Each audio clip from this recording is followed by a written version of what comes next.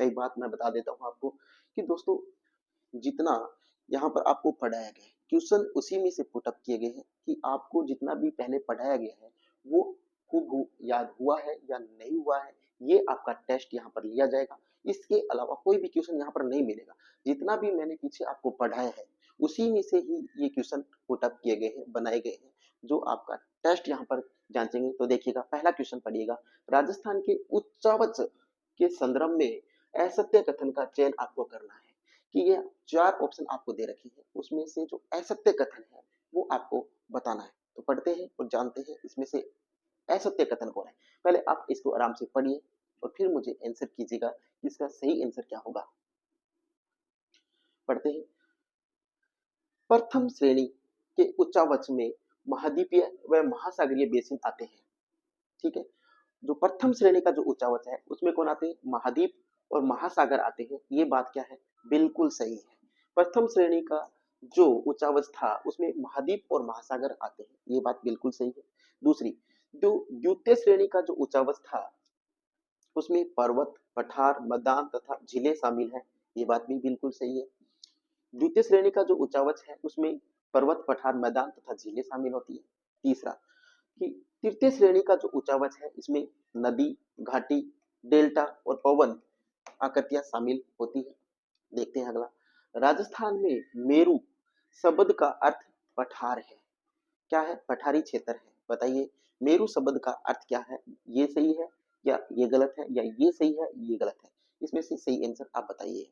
अब मैंने स्टार्ट में ही आपको बताया था मेरु क्या होता है। मेरु क्या होता है, ये क्वेश्चन का आंसर यहाँ पर मिल रहा है आपको।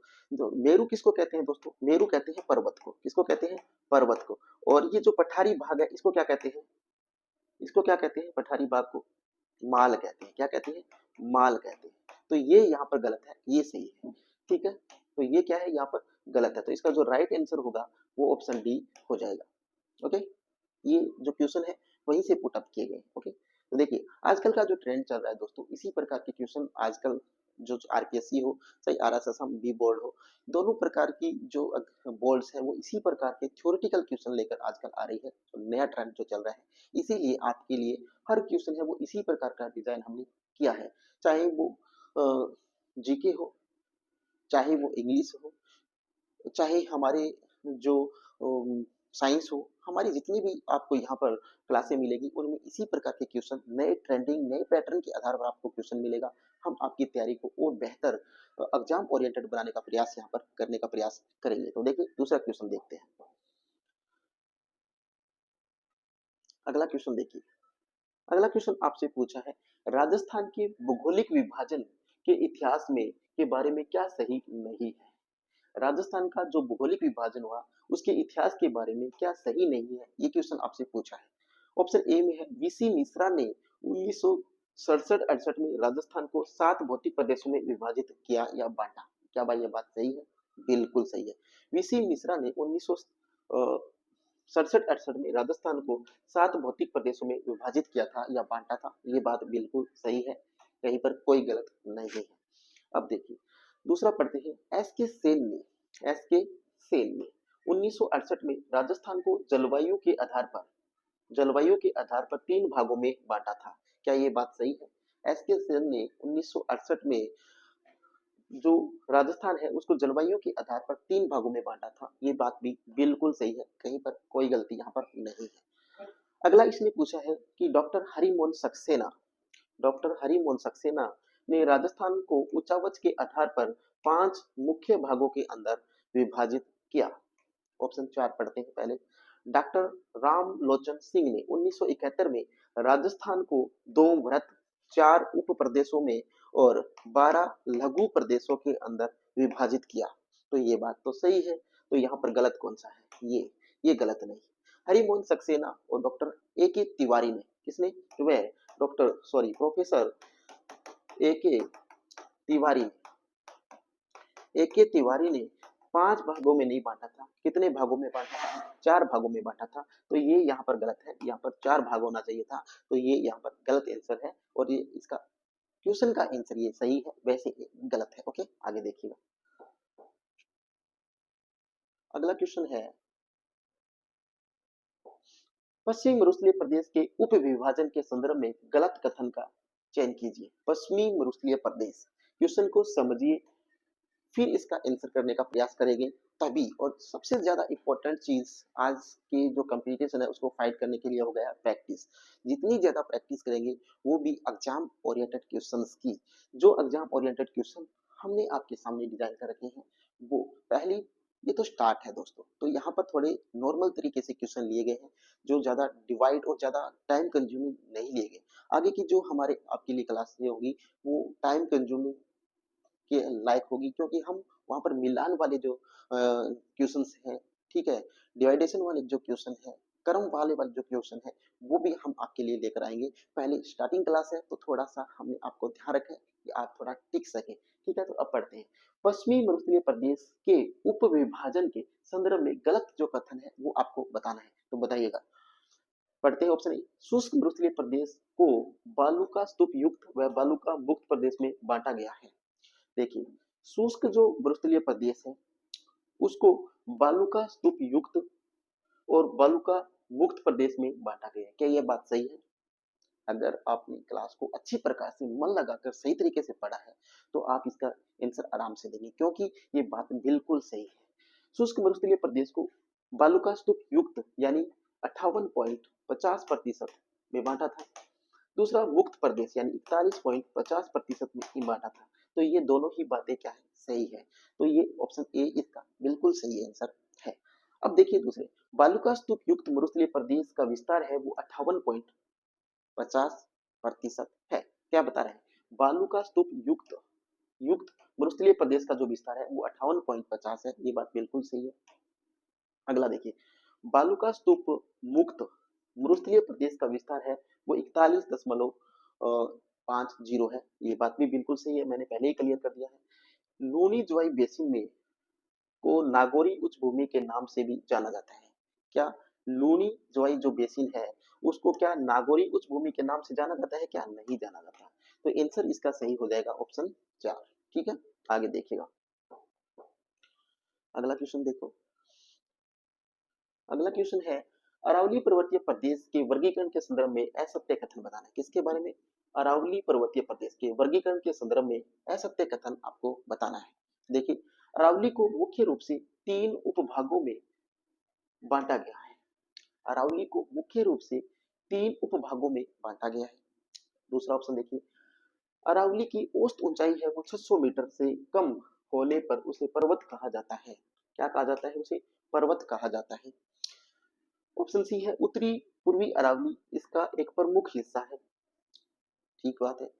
मध्य अरावली और दक्षिणी अरावली इसके अन्य 2 भाग हैं। ठीक बात है। तो ये दोनों बिल्कुल सही है। उत्तरी पूर्वी अरावली इसका एक प्रमुख हिस्सा है ना, उत्तरी पूर्वी अरावली। फिर देखिए, मध्य अरावली और दक्षिणी अरावली अरावली भी इसका एक 2 प्रमुख भाग है। तो 3 भाग आते हैं अरावली के, उत्तरी पूर्वी भाग, मध्य भाग और दक्षिणी भाग। तो ये दोनों बातें सही है। अब यहाँ पर बताइए कि अरावली का मुख्य रूप से 3 उपभागों में बांटा गया है। क्या ये बात सही है? बिल्कुल सही है। क्यों 3 भाग हो गए कि नहीं? देखिए, एक तो ये भाग हो गया, दूसरा ये भाग हो गया, तीसरा ये भाग हो गया। तो अरावली को 3 भागों में बांटा गया है। तो ये बात तो बिल्कुल सही है। तो सही कौन सी नहीं है? ये तो आंसर ये हो जाए, उत्तरी अरावली की औसत ऊंचाई है वो 600 मीटर से कम होने पर उसे पर्वत कहा जाता है। 600 मीटर से कम होता है उसे क्या पर्वत कहते हैं? क्या नहीं, नहीं कहते। 600 मीटर से 1000 मीटर की जो ऊंचाई होती है उसे क्या बोलते हैं? पर्वत किसे बोलते हैं? जो 1000 मीटर से अधिक हो उसे पर्वत बोलते हैं, ठीक है। तो ये यहाँ पर गलत हो गया, ठीक है। अगला क्वेश्चन देखिए। अगला क्वेश्चन क्या दे रखा है कि पूर्वी मैदानी प्रदेश के बेसिनों के बारे में कौन सा कथन गलत है? ज्यादा जानबूझकर ऐसे क्वेश्चन लिए गए हैं जो निम्नलिखित में से नहीं है या गलत है, असत्य है, जानबूझकर ऐसे क्वेश्चन लिए गए, ठीक है। चंबल बेसिन पूर्वी मैदानी का हिस्सा है। चंबल बेसिन जो है वो पूर्वी मैदान का हिस्सा है। क्या ये बात सही है? बिल्कुल सही है। चंबल बेसिन है वो पूर्वी मैदान का ही हिस्सा है। दूसरा, बाणगंगा बेसिन और बनास बेसिन इसके प्रमुख 2 भाग हैं। ये बात भी बिल्कुल सही है। इसके भाग है बाणगंगा बेसिन और बनास बेसिन भी इसकी भाग है। और माही बेसिन जो बोलते हैं वो भी इसका भाग है। माही बेसिन आगे दे रखा है, माही बेसिन छप्पन के मैदान का भी भाग है। ये बात भी बिल्कुल सही है। तो ये तीनों सही हो गए। मालपुरा करौली का जो मैदान है वो दक्षिणी पूर्वी पठारी प्रदेशों का हिस्सा है। क्या ये बात सही है? नहीं, ये बात गलत है। क्यों गलत है?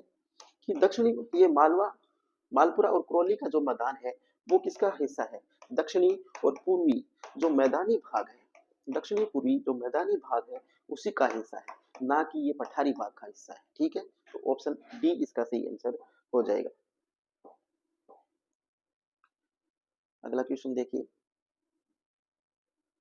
अगला क्वेश्चन है दक्षिणी पूर्वी पठारी प्रदेश। दक्षिणी पूर्वी पठारी प्रदेश यानी हाड़ौती प्रदेश के बारे में असत्य कथन बताना है।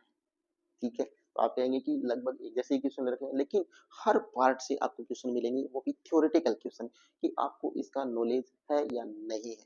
जो भी क्लास मैंने पीछे पढ़ाई है उसको आप देखिएगा जाकर, उससे बाहर एक भी क्वेश्चन नहीं है। जो भी टॉपिक है उस टॉपिक से ही क्वेश्चन है, जितना पढ़ाया गया है उसी टॉपिक से क्वेश्चन बनाकर लेके आया हूँ। ठीक है, तो देखिएगा यहाँ पर इसे संरचना के आधार पर दो भागों में बांटा गया है। क्या ये बात सही है? दो भागों में बांटा गया है इसको। ठीक है, तो बिल्कुल सही बात है ये, दो भागों में बांटा गया। इन दो भाग है कौन कौन से, वो भी इसी क्वेश्चन में देखिएगा। विद्या कगार भूमि, विद्या कगार भूमि इसका एक प्रमुख भाग है, आ गया ना, तो ये सही है। दक्कन का लावा पठार इसका दूसरा भाग है, ये बात भी सही है। तो इसे दो भागों में बांटा गया है, एक तो ये और एक ये। एक तो विद्या कगार भूमि, दक्षिणी पूर्वी पठारी प्रदेश को दो भागों में बांटा गया है, एक तो विद्या कगार भूमि में और दूसरा भाग है दक्कन के पठार में, तो ये दोनों ही सही है। तीसरा देखिए, हाड़ौती के पठार में लूनी बेसिन का विस्तार पाया जाता है। क्या पाया जाता है? नहीं, लूनी बेसिन यहाँ पर नहीं पाया जाता है। हाड़ौती में पाया जाता है क्या? लूनी बेसिन कहाँ पाया जाता है? जो ये जालोर का हिस्सा है, यहाँ पर अजमेर का हिस्सा है, यहाँ पर ये लूनी बेसिन है। तो यहाँ पर ये पश्चिमी राजस्थान का भाग है, ना कि हाड़ौती के पठार का। ठीक है, आगे देखिए।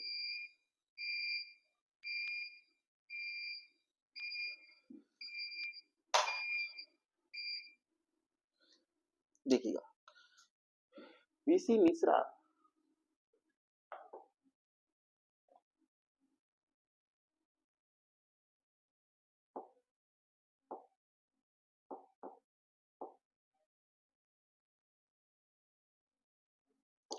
देखिए वीसी मिश्रा ने 7 भौतिक प्रदेशों में निम्नलिखित में से कौन सा शामिल नहीं है? वीसी मिश्रा ने भौतिक प्रदेशों को 7 भागों में बांटा था, उसमें से कौन सा नहीं है ये पूछा है। तो नहरी प्रदेश आता है, चंबल बीहड़ प्रदेश आता है, दक्षिणी पूर्वी कृषि पठारी प्रदेश आता है, थार का रेगिस्तान ये इसमें नहीं आता है। तो ऑप्शन 4 इसका सही आंसर हो जाएगा। ओके, आगे देखिए। अगला क्या क्वेश्चन है? ऊंचावच की परिभाषा के अनुसार गलत कथन का चयन कीजिए। ऊंचावच की परिभाषा के अनुसार गलत आंसर का यहाँ पर चयन कीजिए। पठार क्या कहते हैं? पठार शीर्ष समतल, मैदान से ऊंचा और पर्वत से नीचा होता है, उसे पठार कहते हैं। ठीक है, मैदान सतह पर स्थित मंद ढाल वाली भूमि जो होती है उसे मैदान कहते हैं। निम्न भूमि सतह से नीचे अवतलन या भ्रंश के कारण विकसित भाग को निम्न भूमि कहते हैं। पहाड़ी शंकुनुमा शीर्ष, तो औसत ऊंचाई 1500 मीटर से अधिक होती है, उसे क्या कहते हैं? पहाड़ी कहते हैं। ये गलत बात है, तो ये तीनों ही सही आंसर होंगे। इसके आंसर डी इज गलत, is right answer is option D. अगला क्वेश्चन देखिए। अगला क्वेश्चन है भौगोलिक शब्दावली और अर्थ का गलत जोड़ा है उसको आपको बताना है। मरु, मैंने बताया था, पहले ही बताया था कि ऐसे ही क्वेश्चन आएंगे जो मैंने पढ़ा है। मरु किसको कहते हैं? मरुस्थल को कहते हैं। मेरु पर्वत को कहते हैं। माल पठार को कहते हैं। उचावच केवल पर्वतों का जो अध्ययन किया जाता है उसे क्या कहते हैं? पर्वत कहते हैं। नहीं, उचावच के अंतर्गत जो आते हैं वो कौन कौन आते हैं? उचावच है, उसमें हम महाद्वीप है, महासागर है, पठार है, पर्वत है, नदियां है, झीलें, इन सभी का अध्ययन जो किया जाता है उसे उचावच कहते हैं, ना केवल पर्वत को कहते हैं। ठीक है, तो ये यहाँ पर गलत है। अगला क्वेश्चन देखिए। अगला क्वेश्चन है प्रदेश और उनकी उप इकाई का गलत युग्म बताइए। प्रदेश और उनकी जो गलत उप इकाई है उनका गलत युग्म है वो बताना आपको। तो अर्ध शुष्क मरुस्थल, अर्ध शुष्क जो मरुस्थल है वो गगन का मैदान आता है। अर्ध शुष्क मरुस्थल के अंदर शेखावाटी का प्रदेश आता है। अर्ध शुष्क मरुस्थल के अंदर मालपुरा करौली का मैदान आता है। अर्ध शुष्क मरुस्थल में नागौर उच्च भूमि आती है। तो बताइए इसमें से सही कौन सा नहीं है? तो देखिएगा, उप इकाइयों के अंदर अर्ध शुष्क मरुस्थल में गग्गर का जो मैदान है वो आता है, सही बात है। अर्ध शुष्क मरुस्थल में शेखावाटी का प्रदेश है वो भी आता है। अर्धशुष्क मृस्तुर में मालपुरा करौली का मैदान आता है। क्या आता है क्या? नहीं आता। तो ये यहाँ पर गलत है। ये अर्धशुष्क मृस्तुर में नागौर उच्च भूमि आते हैं, ये भी सही है। तो ये तीनों सही है, ये गलत है। क्यों? कि मालपुरा जो करौली का मैदान है वो आता है दक्षिणी पूर्वी पठारी प्रदेश के अंदर, सॉरी मैदानी प्रदेश के अंदर। दक्षिणी पूर्वी जो मैदानी प्रदेश है वहां पर क्या आता है? मालपुरा करौली का मैदान आता है। तो ऑप्शन इसका ये सही है। ठीक है। तो दोस्तों इसमें क्वेश्चन आपके लिए और भी बहुत है आगे, बहुत क्वेश्चन है, लेकिन ये क्वेश्चन सभी मैं आपको याद नहीं करवाऊंगा क्योंकि आपको क्या करना है, जांच करना है। तो आप हमारे टेलीग्राम अलीसा सक्सेस पॉइंट को सब्सक्राइब कीजिए, सॉरी अलीसा सक्सेस पॉइंट जो हमारा यूट्यूब चैनल है उसको सब्सक्राइब कीजिए। अगर ये क्लास आपको अच्छी लगी है अपने दोस्तों तक ज़्यादा से ज़्यादा शेयर कीजिएगा, लाइक कीजिएगा। और हमारा जो यूट्यूब चैनल है अलीसा सक्सेस पॉइंट, उसको आप सब्सक्राइब करना भी मत भूलिएगा। और आप ये पीडीएफ और महत्वपूर्ण जो क्वेश्चंस की जो शब्दावली रहेगी वो आपको टेलीग्राम चैनल पर मिलेगी। हम इसी प्रकार से पढ़ाएंगे और आपका टेस्ट लेंगे वो टेलीग्राम पर लेंगे। तो आप टेलीग्राम ज्वाइन करना ना भूले। ये जो टेलीग्राम चैनल है अलीसा सक्सेस पॉइंट, इसको आप क्या कीजिएगा, ज्वाइन कीजिएगा। हम आपको यहाँ पर डेली रूटीन क्वेश्चन भी देते हैं।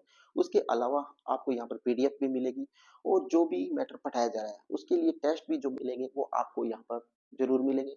तो आप हमारे टेलीग्राम चैनल को भी ज्वाइन कीजिए और हमारे YouTube channel Alisa Success Point को भी सब्सक्राइब कीजिए। अपने दोस्तों तक ज़्यादा से ज़्यादा शेयर कीजिए। हम आपको यहाँ पर एलडीसी का जो कंप्लीट बेंच है वो क्लियर करवाएंगे विद एमसीक्यू क्वेश्चंस के साथ। तो ज्वाइन करना ना भूले। थैंक यू, धन्यवाद, जय हिंद, जय भारत।